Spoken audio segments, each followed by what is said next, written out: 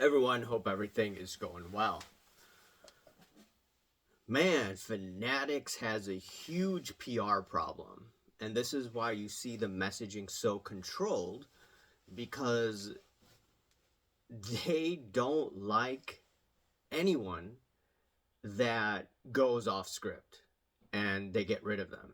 They may have a clean record, their customers may be fine, but at the end of the day, Fanatics promotes hanky panky and they get rid of, in my opinion, or they cancel the better people of the hobby.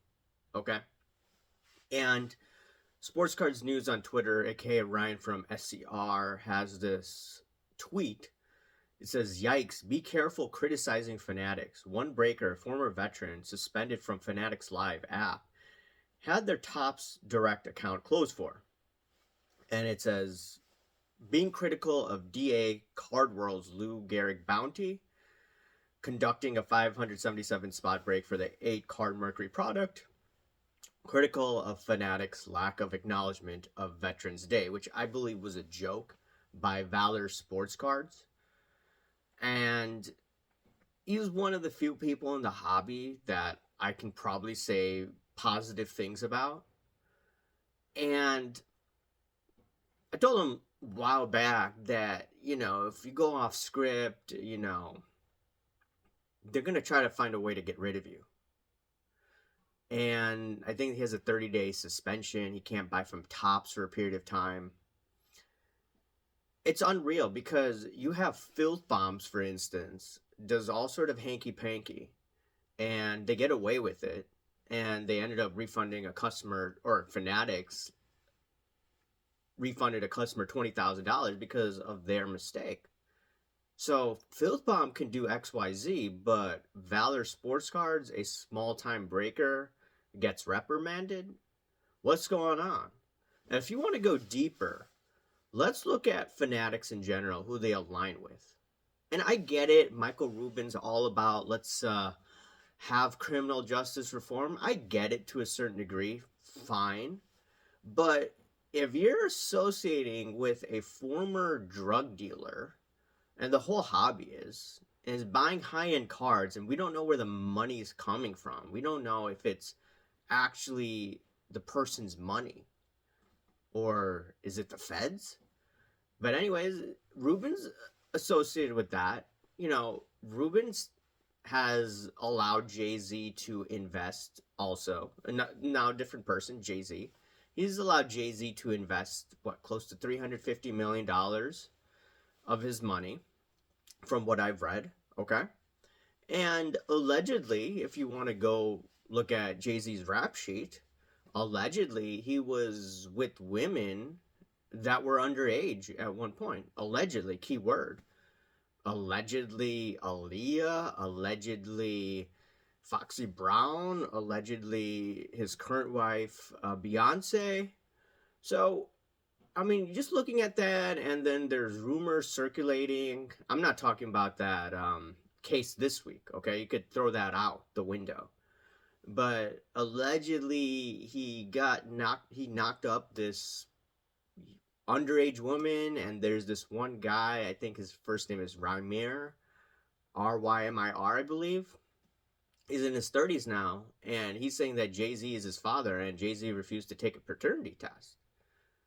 And it's been going through the court system for a while. So, look, if Fanatics is aligned with people with questionable backgrounds, and not only that, Jay-Z was buddies with P. Diddy.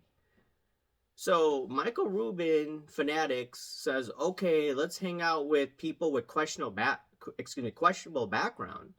But then, some of their breakers are doing hanky-panky, like I said, like Filth Bombs, which I've covered, SCR has covered, and then kick out these guys like Valor Sports Cards. Okay, maybe there's a code of conduct, and they could work on something behind closed doors, but, they're employees that get frustrated, and then usually, and I've been one of them at the companies that I've worked at, and we've had closed door meetings saying, hey, you can't do XYZ moving forward. And then, you don't do that type of behavior. But the reality of the situation is that Fanatics, the more they do this, the more backlash they're going to have from people in the hobby. And it's going to be hard to get newcomers to come. And if you start disrespecting the people in the hobby right now, they're going to buy less from you.